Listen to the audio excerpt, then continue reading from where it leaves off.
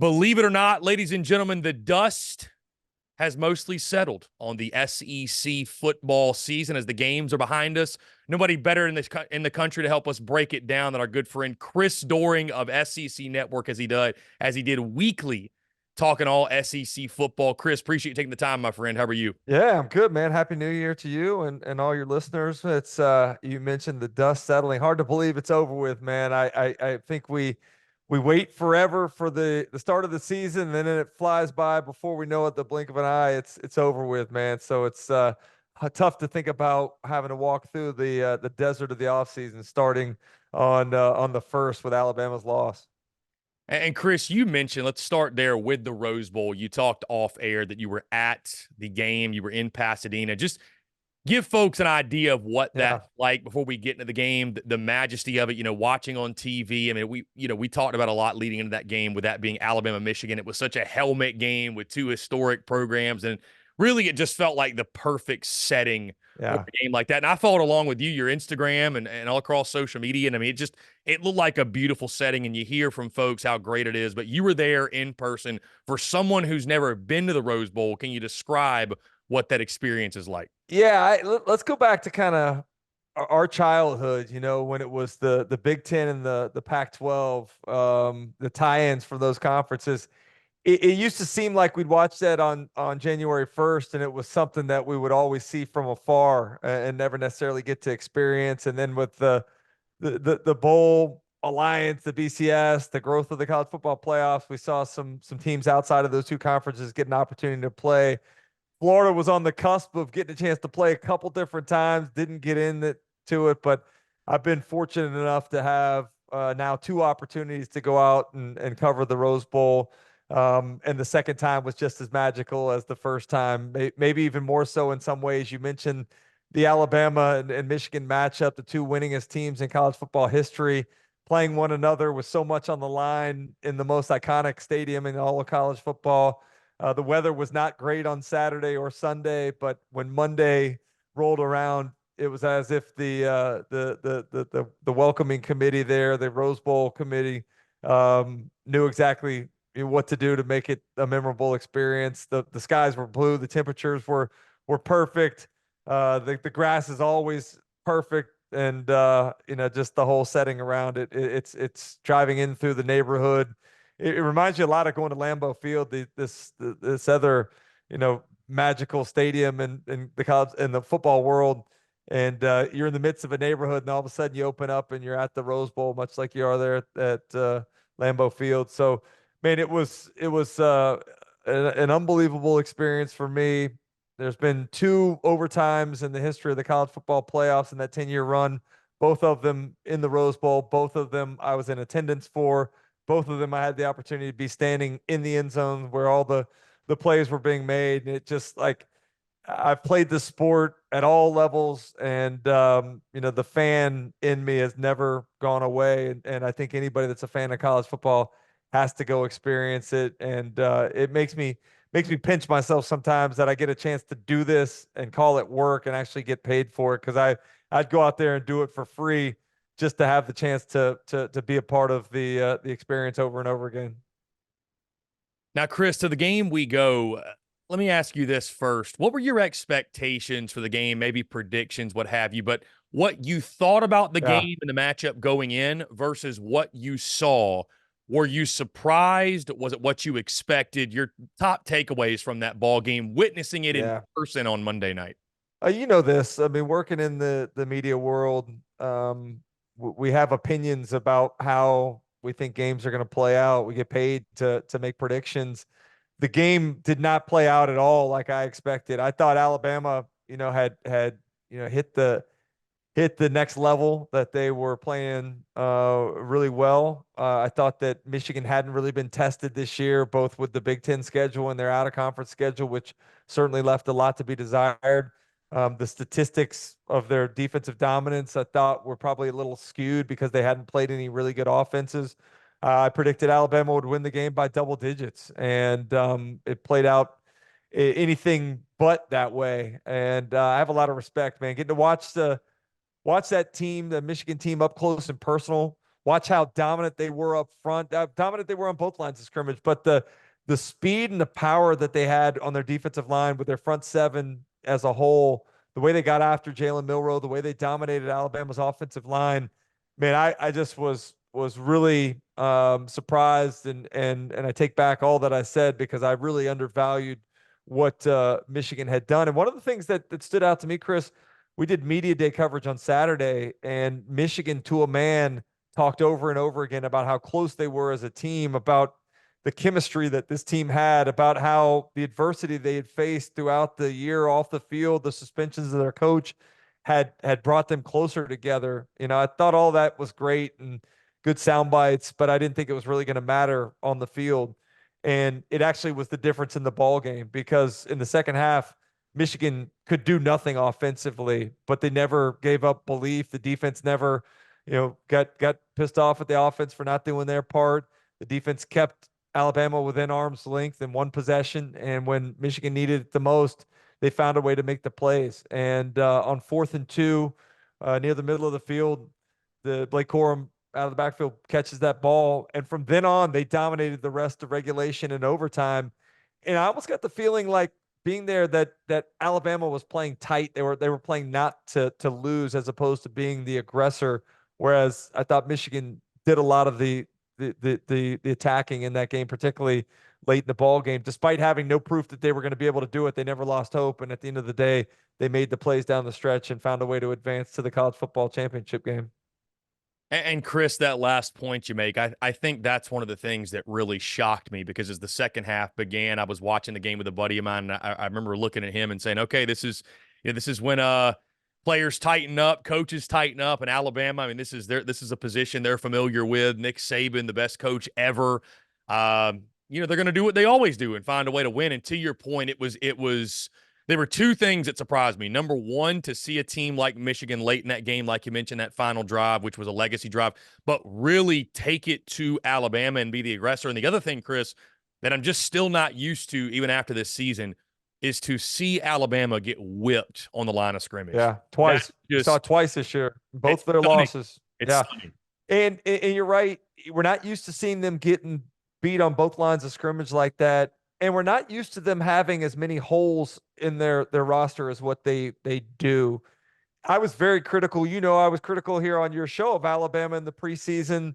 I predicted them to go 9-3. I thought the issues on the offensive line were going to be tough to overcome. I thought they were very average at receiver. I thought the questions about the quarterback were going to lead them to having a year that would find themselves not only outside of the college football playoff, but also outside of the SEC championship. And for them to evolve into what they did, despite having all of those issues that I think were real concerns at the time, spoke to the coaching job that I thought Nick Saban and his staff did. The surprising thing to me was how much they reverted back to that team that was so flawed early in the season in week 2 and weeks 3 in the biggest game of the season. I go back and look too at game planning wise, like, why did we not see more Jalen Milroe run involved in the game early on? Why did you have him in the pocket where that's not his highest and best usage? Like, getting him in a position where he can put pressure on the defense with his legs is how, I thought that they started to evolve from the time they played LSU on. And to not have that in the game plan was either a huge oversight, or they significantly undervalued how good that defensive line was for Michigan. They finally got to it in the second half, had more success with some of their read option, zone read stuff. They did a good job of setting the edge in the second half. The running backs bounced and got outside quite a bit.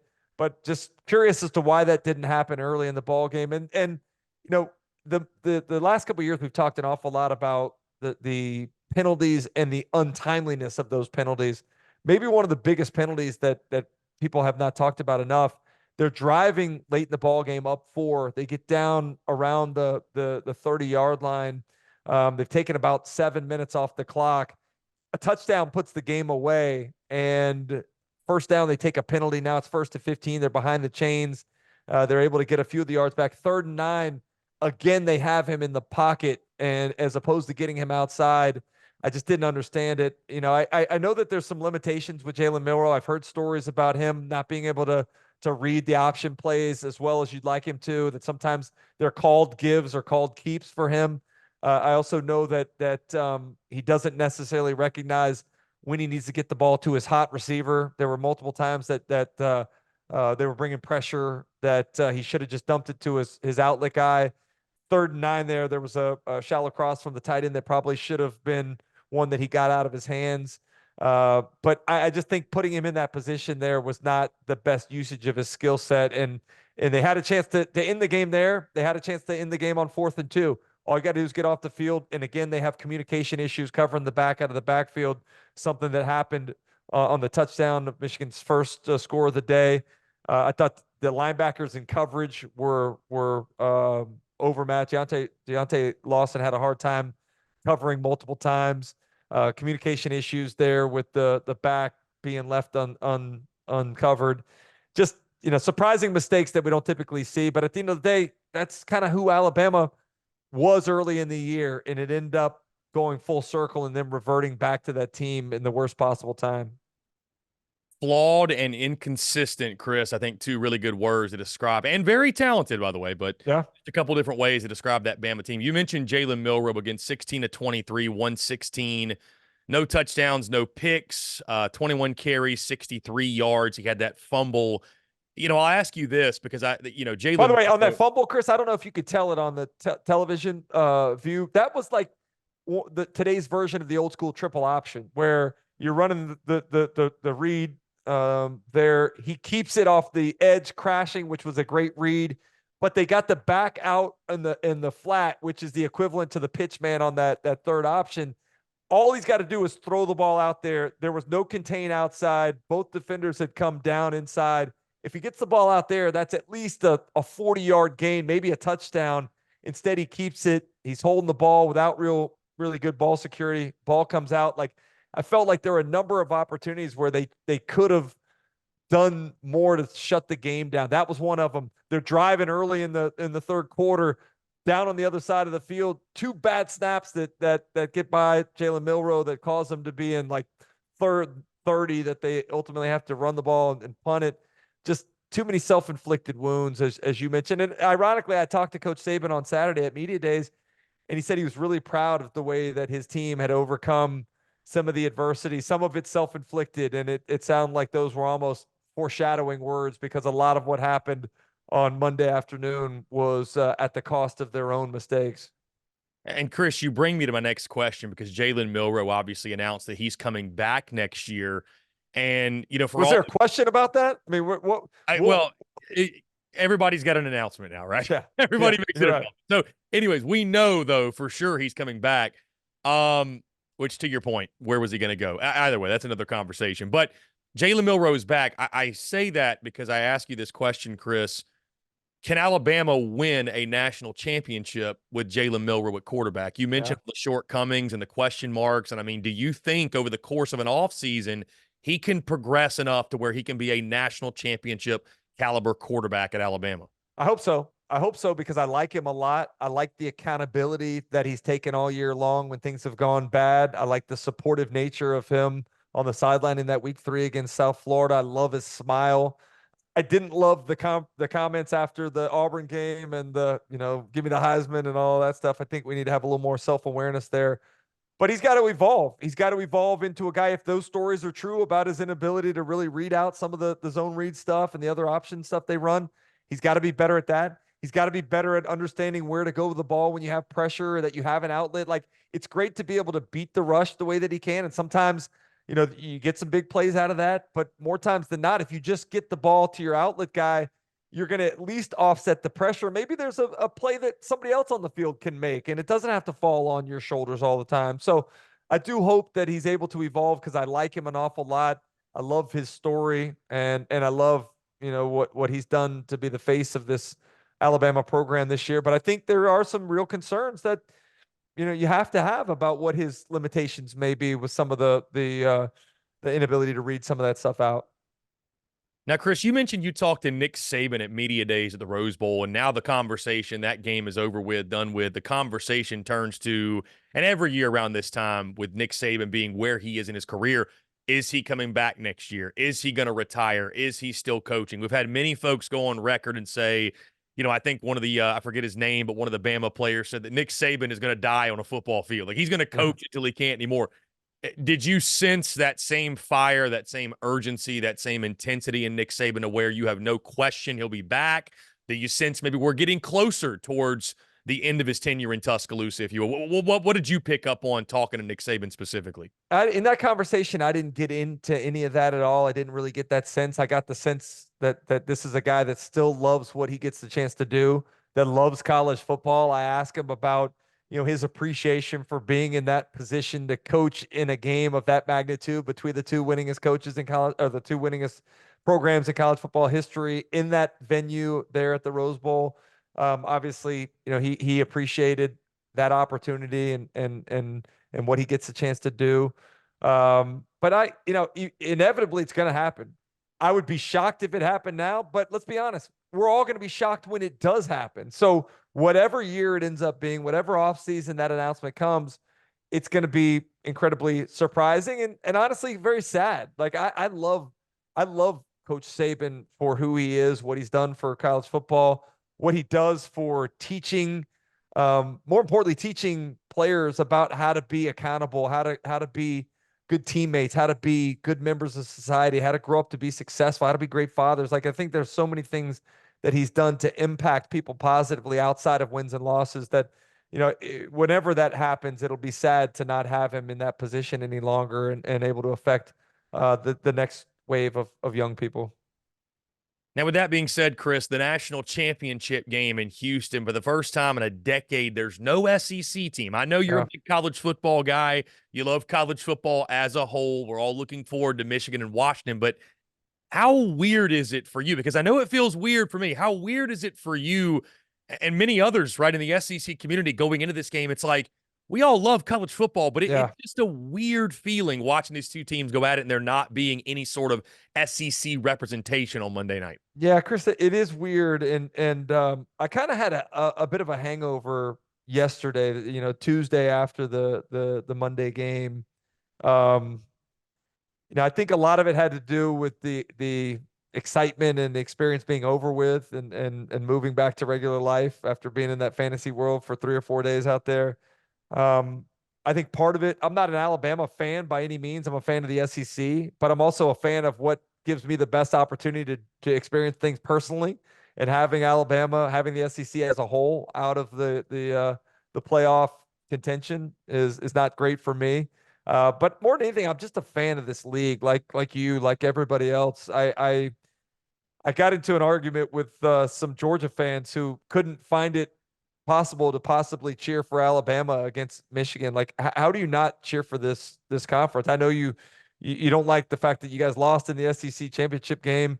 I know that it's been a bitter battle back and forth, but the success that success that Georgia's having, the success that Kirby Smart's having is because of Alabama, because of Nick Saban. Like, so there has to be some appreciation there, I would think. But at the end of the day, I want this conference to do well. Maybe this is the best thing for the totality of college football. Maybe it would have been better had this happened 5 years ago. Maybe the Pac-12 wouldn't be dissolving the way that it was if they'd had more success like they had this year.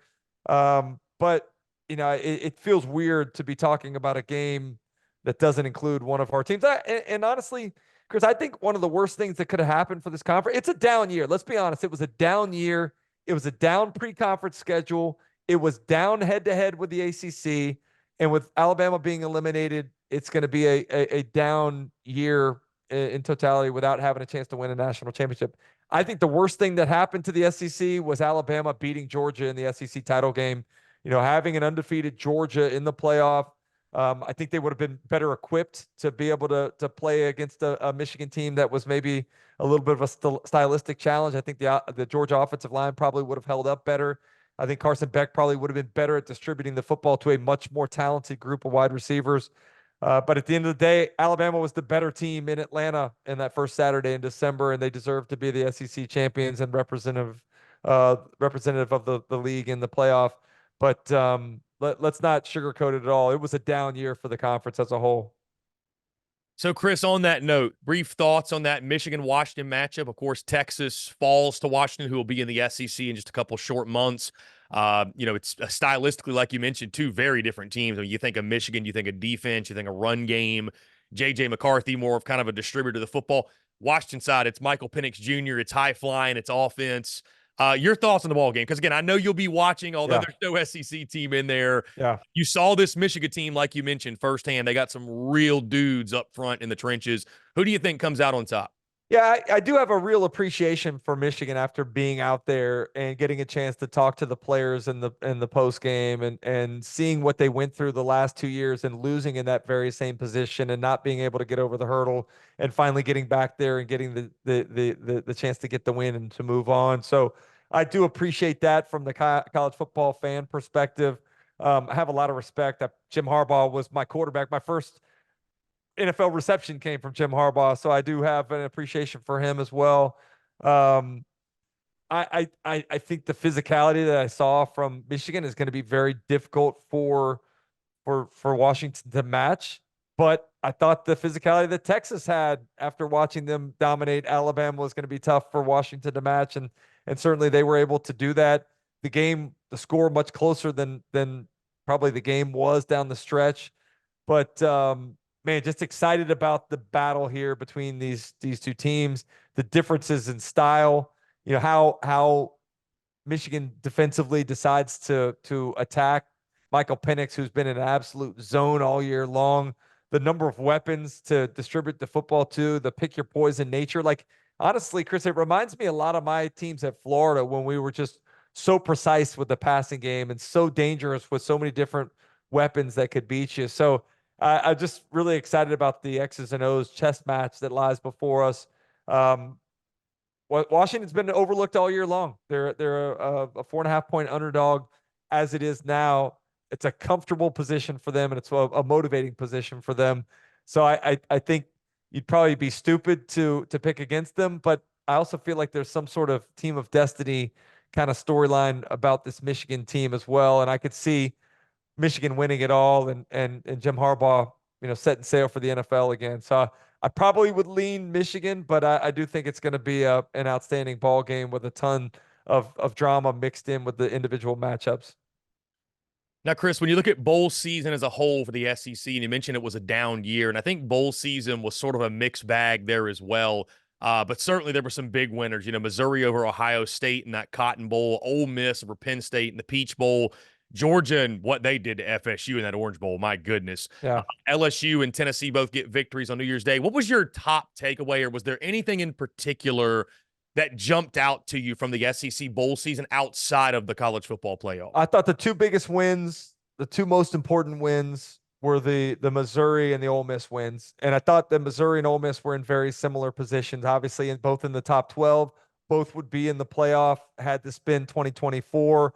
Both of them playing against really established, traditionally good college football programs, both from the Big Ten. And I thought this was a great one cap. I mean, Ole Miss had never won 11 games in a season before this year. They were able to do that. Maybe the two most impressive losses, if there is such a thing, losing to only Georgia and Alabama throughout the regular season.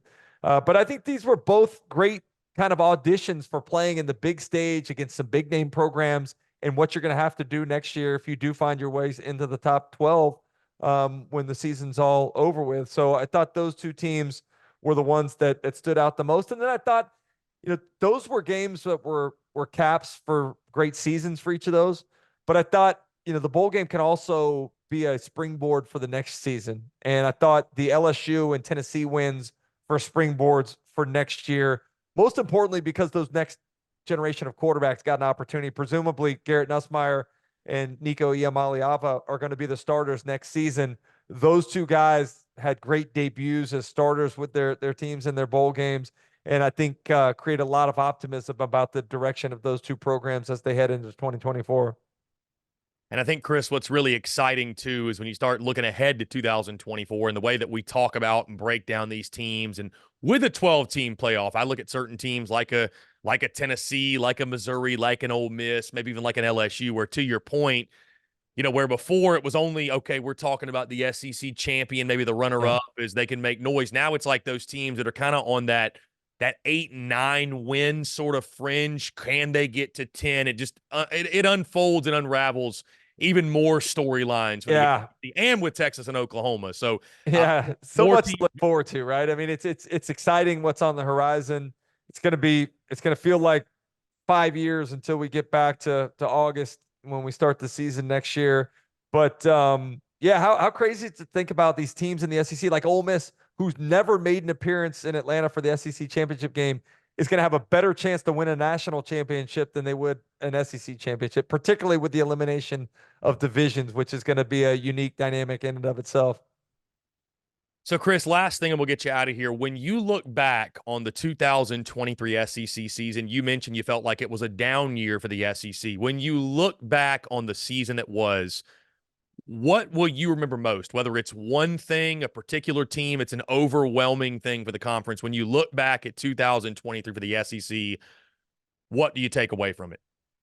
Yeah, my biggest takeaway is probably Missouri and what they've been able to accomplish. I think there were a lot of people that laughed about Eli Drinkwitz and appreciated him for being this kind of goofy guy with the this smile and little shots that he takes. But that was a legitimately really good football team this year, and he did it on the back of a couple players that Luther Burden from within the state of Missouri, Brady Cook from within the state of Missouri, lifelong Missouri fan.